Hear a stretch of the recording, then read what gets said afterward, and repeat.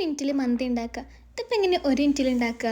പറയാനും വീഡിയോ കാണാനും 1 മിനിറ്റ്, പക്ഷെ ഉണ്ടാക്കാൻ കുറഞ്ഞതൊരു അരമണിക്കൂറെങ്കിലും വേണം. അപ്പം എങ്ങനെ തുടങ്ങിയല്ലേ?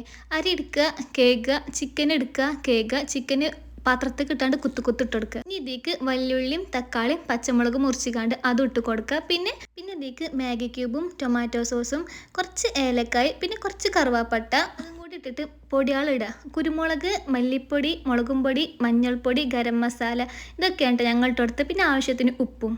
ഇനി ഒരാളും കൂടിയും ബാക്കിയുണ്ട്, ഇഞ്ചി വെളുത്തുള്ളി, ആ പേസ്റ്റ് ഇടാൻ മറന്നു. പിന്നെ കുറച്ച് ഓയിൽ ഇട്ട് കട നല്ലോണം ഇട്ട് ഇളക്കുക, അടച്ചു വെക്കുക, വേവിക്കുക. മല്ലിച്ചപ്പ് മറന്നു, അതും കൂടി ഇട്ട് കൊടുക്കട്ടോ. ചിക്കൻ എന്തായാലും വേവട്ടെ. അപ്പോൾ നമുക്ക് സലാഡ് ഉണ്ടാക്കുക.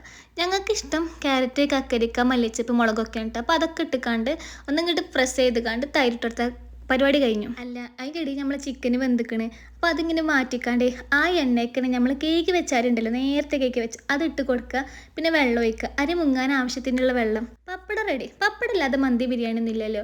ഇനി എന്താ, നമ്മൾ എടുത്ത് വെച്ച ചിക്കൻ ഒന്നിങ്ങോട്ട് പൊരിച്ചെടുത്തിക്കാണ്ട് ചെറുതായിട്ട് പൊരിച്ചിക്കാണ്ട് ഈ ചോറൊക്കെ ഇട്ട് കൊടുക്കുക. പിന്നെ അലങ്കാരത്തിൽ 4 മുളകും ഒന്ന് ചെറു ചൂടിലാണ്ട് വെന്താൽ മതി.